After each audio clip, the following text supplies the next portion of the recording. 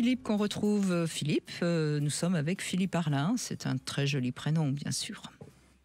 Le plus beau, évidemment. Oui, je suis tout à fait d'accord. Et c'est marrant parce que si vous saviez le nombre de Philippe que j'ai autour de moi, c'est assez incroyable. Bonjour Brigitte, bonjour Philippe. Bonjour. Bonjour Philippe. J'ai eu la chance de pouvoir tout écouter depuis le début et si vous me permettez, je vais reprendre quelques mots qui m'ont parlé. Oui. Simon a dit communication et respect. Joris a dit performance, parce qu'effectivement, un homme se place ou doit toujours être dans la performance. Vous avez parlé de l'acceptation du corps des femmes. Les femmes comme les hommes ont parfois du mal à s'accepter physiquement. Vous avez parlé de flirter. Et je me dis aujourd'hui, on est dans un monde où tout doit aller très vite. Donc c'est un peu paradoxal. Ce qui ne veut pas dire que je ne suis pas d'accord, évidemment. Et Brigitte a même repris le mot respect quand Thierry parlait de confiance et de respect. Donc moi, ce que j'ajouterais à tout ça, c'est effectivement, moi, alors aujourd'hui, je suis célibataire, mais j'ai eu plutôt des relations, je dirais, longues.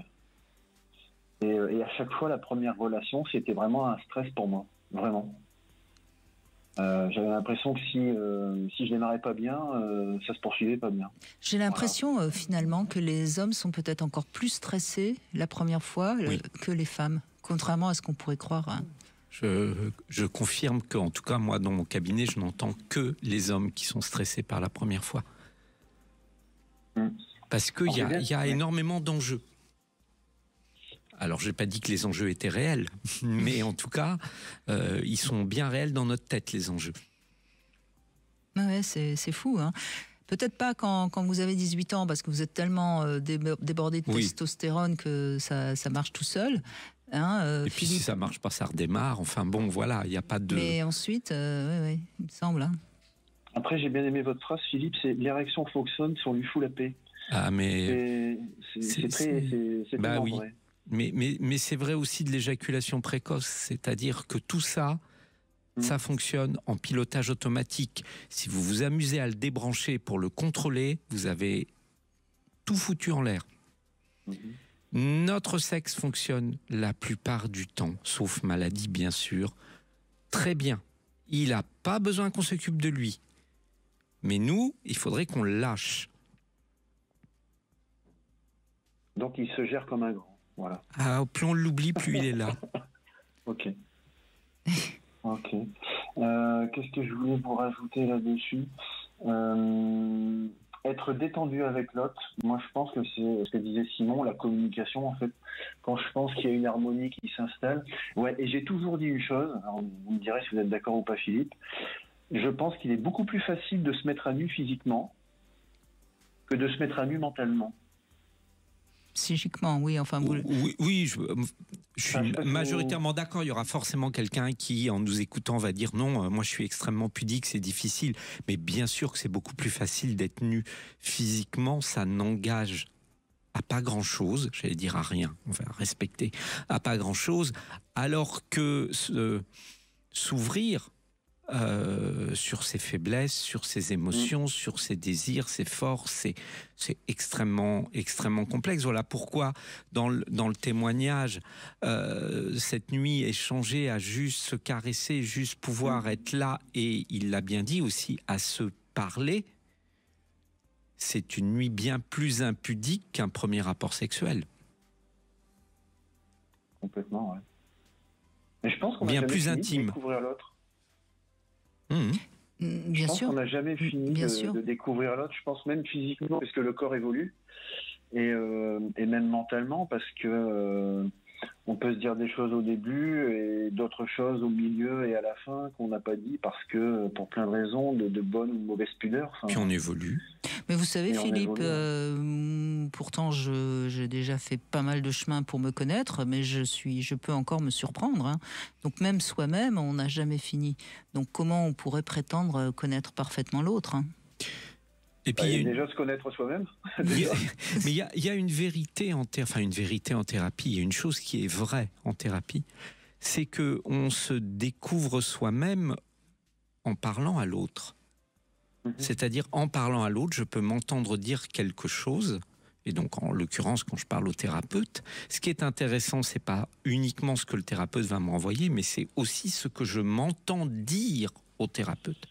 Et donc, parler à l'autre, se confier à l'autre, c'est aussi se parler à soi et laisser sortir de soi quelque chose auquel on n'aurait pas pensé, qu'on savait peut-être même pas 5 minutes avant que c'était là.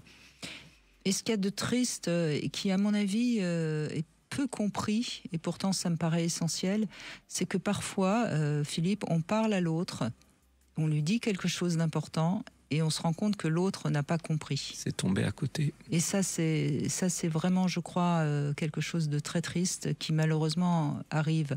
Et ça arrive aussi dans le langage du corps, c'est-à-dire qu'on est en train de faire l'amour à l'autre, on donne quelque chose de très profond de nous-mêmes, et l'autre ne le reçoit pas ou ne le comprend pas. Et c'est pour ça que c'est si compliqué, la rencontre avec l'autre. Et quand vous êtes un homme et que tout d'un coup vous avez une érection parce que vous êtes fou d'amour pour cette femme et qu'elle vous répond « tu penses qu'à ça », c'est une phrase terriblement violente. C'est une grande claque sur le pénis. Par exemple. Hein. Et ailleurs. Ouais, après, je pense qu'il faut rebondir et puis. Non, mais bien sûr. Et puis communiquer aussi vite, parce qu'après, je pense que s'il y a une personne qui dit ça, c'est que derrière il y a des bagages, il y a eu des blessures. Oui, bien sûr, mais si elle vous balance ça, comment vous voulez rebondir, puisque de toute façon, elle est tellement persuadée de ce qu'elle dit. Faut installer une communication. Après, alors, ça peut amener quelque chose de positif. Non, mais ça, c'est le monde idéal, ça. Oui, non, mais Philippe, vous avez raison, il faut comprendre qu'elle dit ça parce que c'est une souffrance, ça parle de sa souffrance, on est d'accord. Ouais. Mais qu'est-ce que vous pouvez lui répondre? Plus vous allez vous justifier, plus elle va être persuadée qu'elle a raison. Et à l'inverse, si vous bandez pas, elle va croire que vous la désirez pas. Exactement. Donc, c'est un sacré problème, mon cher Watson. C'est mal barré. Hein. Mais c'est parce que effectivement, faut arrêter de faire reposer sur cette foutue érection soit un excès de désir de la part de l'homme. Je suis désolé, on bande, c'est une réaction physiologique. Ça ne veut pas dire qu'on a à tout prix envie d'avoir un rapport sexuel. Et à l'inverse, on peut être aussi désolé de ne pas bander, mais on a envie de donner du plaisir à l'autre, d'en recevoir. Donc, faut arrêter de faire de l'érection un témoignage de quoi que ce soit. Ça n'est ni une preuve on est des bêtes insatiables où on pourrait faire ça 30 fois par jour, ni quand c'est pas là, la preuve que l'autre n'est pas désirable ou que l'autre nous donne pas envie. Ça. Foutons la paix au pénis. Ok. On va faire une manif demain. Avec des si vous voulez, avec des pancartes. Il va y avoir du monde. Il y aura déjà les... Ouais. Non, ça va être trop. Ça va être trop. Non, mais on va sur une manif pour nous. Non, mais sérieusement, il faut vraiment. Et c'est pas facile. C'est pas facile. Mais voilà. Et quand la parole n'est pas reçue, mais Brigitte expliquait dans un couple, moi je dois faire mon mea culpa en tant que thérapeute. Il y a des fois où on ne sait pas recevoir la valeur de ce que le patient nous confie. Et on peut vraiment mettre en péril une thérapie parce qu'on n'aura pas su recevoir correctement ce moment précieux. Donc, écouter l'autre, ça a beau être un métier, c'est extrêmement complexe parce qu'il faut être disponible. On ne l'est pas tout le temps. Donc, c'est très important. Mais du coup, quand ça marche, quelle intimité! Mais moi, ce que je trouve intéressant dans votre témoignage, Philippe, c'est que au moins, vous cherchez à trouver, à comprendre, à rencontrer l'autre. Donc, vous avez des chances quand même assez souvent d'y arriver. Des grandes chances. Oui et non. Après, c'est mi figue mes raisins. Mais comme j'étais très très fermé à une période, aujourd'hui, je suis plutôt à l'écoute et à chercher à comprendre.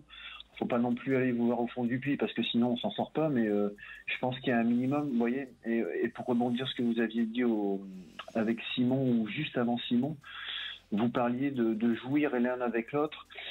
Est-ce que aussi on est capable, l'homme ou la femme, de jouir devant l'autre et de se laisser aller, parce que ça aussi, ça fait partie du... on n'est pas obligé, on n'est pas obligé d'être exhibitionniste. Mais c'est toujours sympathique, quand même. Oui, mais ce que vous soulevez est exact. Il y a beaucoup de femmes, par exemple, qui vont témoigner qu'elles arrivent à jouir quand elles se masturbent, mais pas en présence de leur partenaire. C'est une problématique, s'abandonner complètement en présence de l'autre. Oui, bien sûr, tout ça, c'est compliqué. Je trouve ça tellement beau. Enfin, moi, j'ai ma dernière compagne qui me disait de temps en temps, est-ce que je peux me lâcher, est-ce que je peux crier? Ben vas-y, laisse-toi aller. Je trouvais ça tellement beau, à la limite, je trouvais ça aussi doux qu'une caresse. Voilà, vraiment. Oui, mais parce que vous êtes dans ce qu'on devrait tous être, c'est-à-dire dans l'acceptation de donner et de recevoir. Et l'acceptation de l'autre dans son expression sexuelle. Ouais. Bon, ben on est là pour ça. On est là faut que ça avance. pour faire avancer tout le monde. Oui, bien sûr. Absolument. Mais en tout cas, merci beaucoup, Philippe, de cet échange.